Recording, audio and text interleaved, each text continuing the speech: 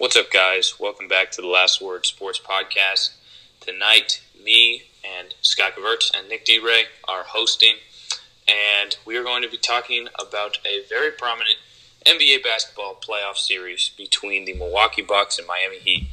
Two teams who have battled intensely all year long, especially in these last three playoff games. The Bucks have had a great year. We're the number one seed overall in the NBA, number one in defensive efficiency, right? Giannis Antetokounmpo, probably going to be MVP, one defensive player of the year already. The Heat, who were projected to be like an 8 or 9 seed going into the year, have had a really good year coming together under the leadership of Jimmy Butler, who has led a team of kind of a ragtag team, but a bunch of guys who are underappreciated and done well. Tyler Hero, Jay Crowder, Andre Iguodala, Duncan Robinson, Kendrick Nunn, Bam Adebayo, a first-year All-Star, and they've really kind of coalesced to form a special, gritty team. And a lot of people were looking forward to this series, and in a way, it's been a bit of a blowout, but not in what we were expecting, as the number one seed Bucks have gone down 3-0, surprisingly. No team in NBA history has ever come back from a 3-0 deficit in a best-of-7 series, which means the Bucks are probably finished for this year, although, it's not for certain yet. So, after the Bucks' crushing defeat in Game 3, in which they were up a significant margin, about 11 points, going into the fourth quarter, we are going to take a look at what's happened to the Bucks, why they're losing to the Heat, what they can get better at moving forwards to finish the series, and for next year, looking into free agency and trade options. So we're just going to kind of give you the analysis of what's going on here between the Milwaukee Bucks and the Miami Heat. Mm-hmm. Nick, would you like to get us started? Yeah. All right. So first I would like to start off by mentioning the fact that Giannis, in the last 4 minutes versus the Heat, shot 2 times and missed both. Giannis is not the guy in this series that you want to have the ball during clutch time. They will literally hack a Shaq Giannis. At the moment, he is shooting 54% from the free throw line on 12 attempts during the series. This Bucks team is built around Giannis' ability to drive and kick. They have no players that can create their own shot, but this team is driving to the paint, is built off Giannis driving to the paint and collapsing the defense and kicking to open shooters. I think this Heat team just has put an experienced defender in Jimmy Butler on Giannis and has helped defense from a Defensive Player of the Year candidate, Bam Adebayo. On the perimeter, they have guys just going one-on-one with the Bucks offense. Brook Lopez is having a great series because they're not really even guarding him. Bam is just in the paint helping Jimmy control Giannis and leaving Brook wide open. Yeah, Nick, I really couldn't agree more, dog. When you look at it, the Bucks are just centered around Giannis, and people talk about how great of a team they've built, but at the end of the day, it's kind of frustrating because the team around Giannis is a bunch of past their prime, aged shooters, a bunch of young talent, and then Chris Middleton. Yeah. And Chris Middleton is not good enough on his own to be... Look, if Giannis were a closer, this team would be phenomenal. But the problem is, like you mentioned it, his thing is driving and kicking. His game depends heavily, and James Harden kind of pointed it out to mock him when they got into their little beef, right? It depends very heavily on athleticism. And obviously, Giannis has more skill than just, dunking every play. But a lot of what he does is dunking every play. It's all Euro steps. It's all attack the room coast to coast. Get points off the fast break. But in the playoffs, when you're playing tough defensive teams, right, you're getting ISO'd up, and you have to really lock in a half-court setting. The game slows down. The Bucks have struggled because, like you said, these teams are swarming Giannis, building a brick wall, not letting him get into the paint. Mm-hmm. Great defense from guys like Jimmy Butler and Bam Adebayo allow teams to kind of block him off. Exactly. And force Giannis to either become a three-pointer mid-range shooter, which in the series, right, he's taken 13 three-pointers over 3 games. He's made 2 of them. That's not going to do it.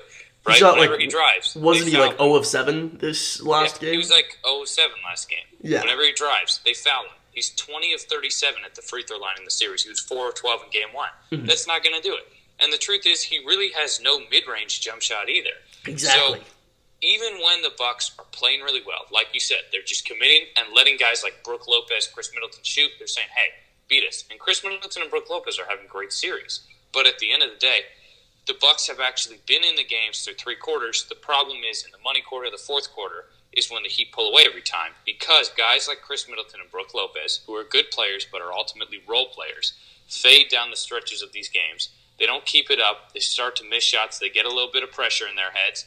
Right, like I was watching the game 3, and it was just like brick after brick after brick. Exactly. It's Wesley Matthews brick, Kyle Korver brick, George Hill brick, Eric Bledsoe brick. It's all these old guys who just hang out and wait for Giannis to go and shoot. And it makes sense, because if you look at Giannis's averages this series, his assist totals are up from the regular season. His points are down. And his points are way down, because he gets 3/4 worth of his points. He usually averages like 30. He's averaging 23. He gets about 75% of his points, because for the first 3 quarters, he still is able to kind of plow through and get his points.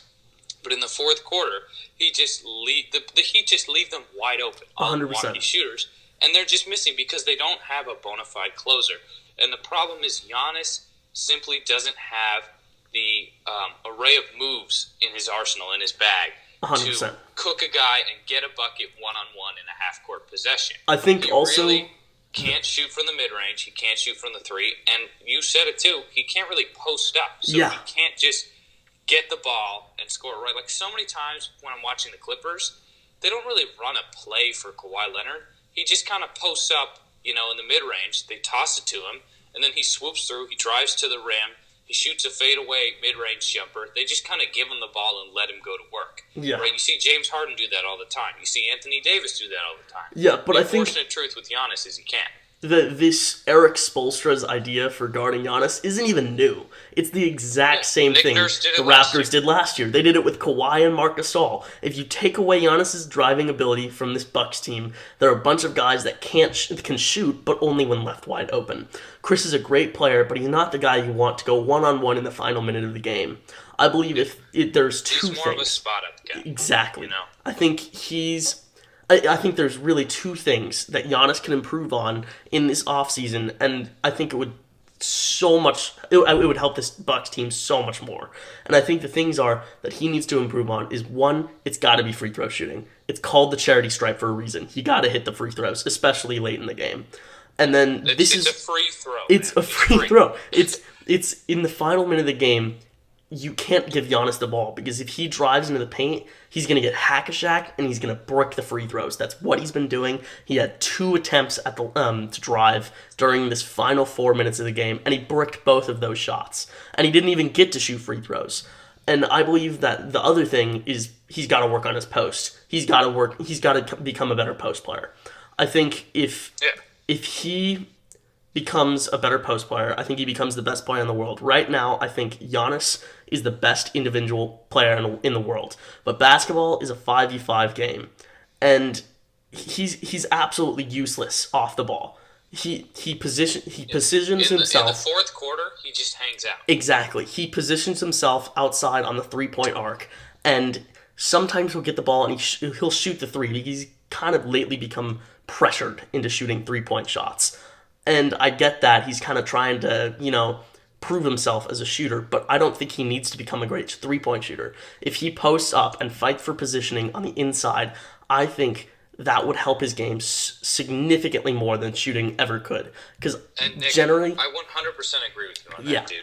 100%. I think generally, big guys, there's obviously outliers like Kevin Durant, big guys, especially ones that are muscly, have a harder time developing a shot. It just happens. At this point, it's unrealistic to expect Giannis to become a great 3-point shooter. Exactly. As nice as it would be, the truth is, if Giannis could shoot 40% from 3 on 7 threes a game, he'd be Jesus in sneakers, okay? There's nothing the guy can't do. And the problem is, like, you look at a guy like Shaq, okay? Shaq couldn't shoot. Hell, he couldn't even shoot free throws, right? But the thing is, if you threw the ball into Shaq, he could get a one-on-one bucket in the half court by posting up a guy and dunking it. All of Giannis's ducks are Euro steps in the fast break, right? If Giannis could develop that post game like Shaq had, for example, and obviously he doesn't have to be as good as Shaq. He's one of the best players of all time.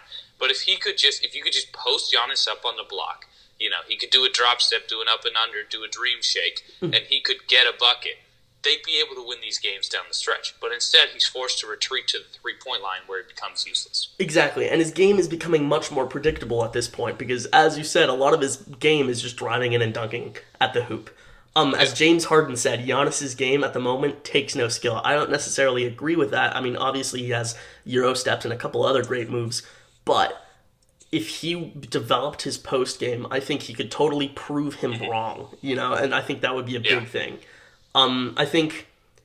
Wait, one sec. Sorry, I kind of lost my spot. If he can move his free throw shot from like 54% to maybe 75%, that would be so huge. He could actually be trustworthy in clutch situations. But at the moment, his 54% free throw shooting is unacceptable. Yeah. And the truth is, Nick, like we said, it's unrealistic to expect him to become a knockdown three-point shooter. But a guy of Giannis's build, and a guy who, and this is a credit to Giannis, is as incredibly hardworking as he is, should be able to become a better free throw shooter and a better post-up player. Those are things that are within the realm of his reach. Those are things he should be able to do. There's nothing that says he can't just go shoot 500 free throws every day over the summer. Exactly. Man. Like, just go out there. It's unguarded. Even if he has a wacky form, even if he has a weird rhythm, he should be able to master it and be able to make 75-80% of his free throws. And I think, as I said before, there's a reason in 2K when you increase your my player's arm length, if you increase their height and you increase their weight, their shooting stats drop. There is a reason for that. These guys study these things. If you're a bigger guy, it becomes harder to drain those 3-point shots because it takes a lot of finesse to be able to finish at to shoot that 3-point ball.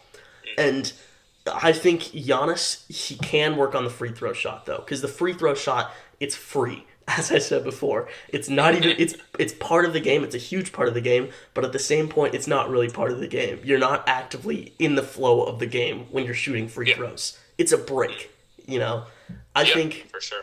Like, if he can get that shot up from the free throw line, he becomes one of the best players in the world, and right now, he's not looking like the best player in the world. He's stoppable in the fourth quarter.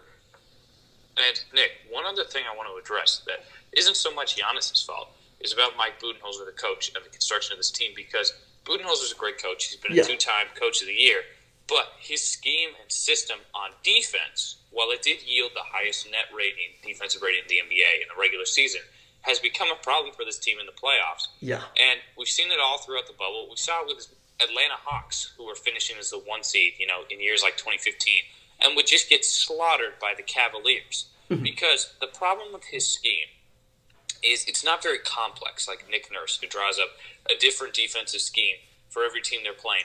He just plays a simple, stout defensive system and makes sure his players learn to master it, which is a good idea. Yeah. And what he does is he has Brook Lopez just protect the rim, which he's great at, and he has everybody, all the guards, fight through screens, go underneath screens, force guys to shoot long twos, right? and just have the bigs just drop into the paint and defend the paint. Don't do any switching. Don't do none of that. And the problem is it lets up so many open threes. The Milwaukee Bucks actually allow the highest percentage of open three-pointers in the entire NBA. And you just can't do that when it comes to the playoffs, when your team is constructed with all these guards.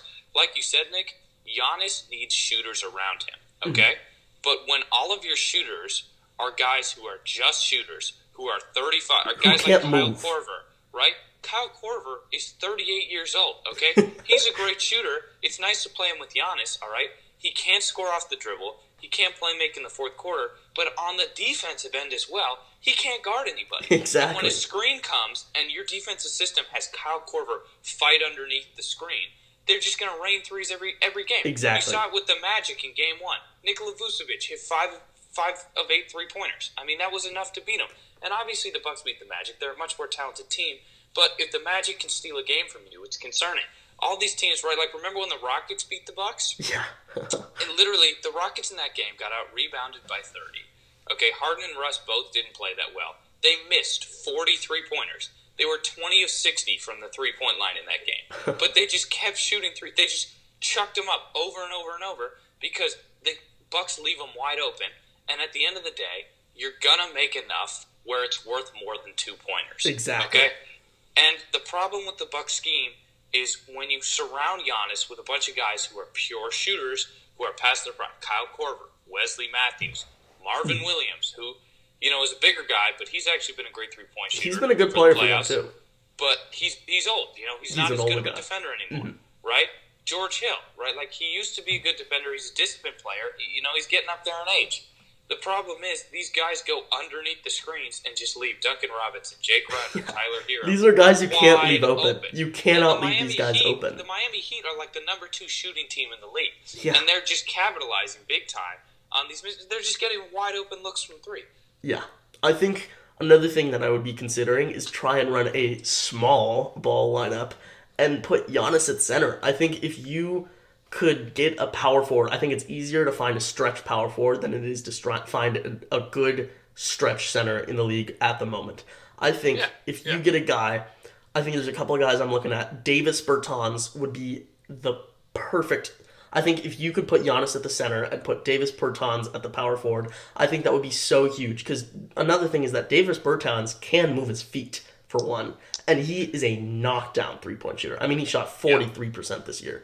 Or you can look at guys like Serge Ibaka, who shot 40% from the 3 this year and is also still a very good defender. Yeah. And I think if he developed his post game, he would be a lot quicker in matchups versus centers. I mean, imagine Nikola Jokic trying to guard Giannis with a definite post move. He would blow by him every single move. It would not even be fair. I also believe it's probably time for change a little bit in Milwaukee.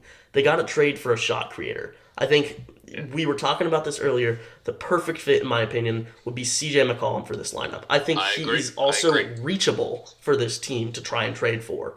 The Blazers have run with a 2-point guard lineup since 2016, and lately they have had a hard time in the playoffs after getting swept by the Golden State Warriors and a gentleman's sweep by the Lakers. I think. Well, not only that, dude. Yeah. We got swept by the Pelicans the year before that. Exactly. Right. Like we have just the Blazers have exited the playoffs without getting to the finals. Exactly. With Dame and CJ like 7 years in a row now. Mm-hmm. It's ridiculous. I think if you give this team a CJ McCollum, I think you could try and trade him. It might even be time to trade for Chris Middleton for CJ. I think that would benefit both teams tremendously. The Bucks finally get a shot creator, and the Blazers finally get a small forward that fits their system that would fit beautifully with Damian Lillard. I think if you had those two guys on those different teams, I think both teams would become so much better in the playoffs. For sure. I think the thing, Nick, with Giannis is you said it yourself. In terms of just statistical output, rebounds, assists, points, defensive, right, like blocks and steals, Giannis topples everybody else in the league. It's 100%. Not even close. He is able to do so much, but they just can't close games. And the truth is, even with their defense giving up this flurry of threes, even with a roster that's really not that good, has a bunch of old guys outside of Giannis and Chris Middleton, they are still in all of these games going into the fourth quarter. All these games are still really close and pretty much winnable. The problem is, if you look at it, the Bucks got outscored 40-13 in the fourth quarter in Game 3. Yeah. Jimmy Butler scored 17 points in the fourth quarter, and the Bucks scored 13. They got single-handedly outscored by Jimmy Butler. Yeah. Right? Like, they can't close games. They simply can't. It's this team was just built incorrectly. You have a bunch of guys like Eric Bledsoe. Eric Bledsoe is a good player, but Eric Bledsoe can't create his own shot effectively and hit a three-point shot when you need it. He's not that kind of guy, and he's pretty much a smaller, worse Giannis, is what I think of Eric Bledsoe as. He's still a great player, but I mean, he's not your guy. If you get a CJ McCollum, a guy that can move his feet, that can dribble effectively, that can create space, that can hit big shots, I think this team becomes so much better. But right now, they don't have that guy. They do not have that guy. Middleton is not that guy. He's not a one-on-one guy at all. Yeah, 100% agree. He's not a closer. The same way that C.J. McCollum, who is honestly one of the best ISO players in the league. Exactly. A guy who just off the dribble will cross you up, great at the mid-range J, can get his own buckets when he needs to. And the problem is, with the Blazers, you said it, C.J. is, he's a smaller Damian Lillard. He is. In terms of, right, like, He does a lot of the same things Dame does. He's an undersized guard who shoots the ball well, can score well, and he's just not as good of a passer. and honestly not as good of a defender.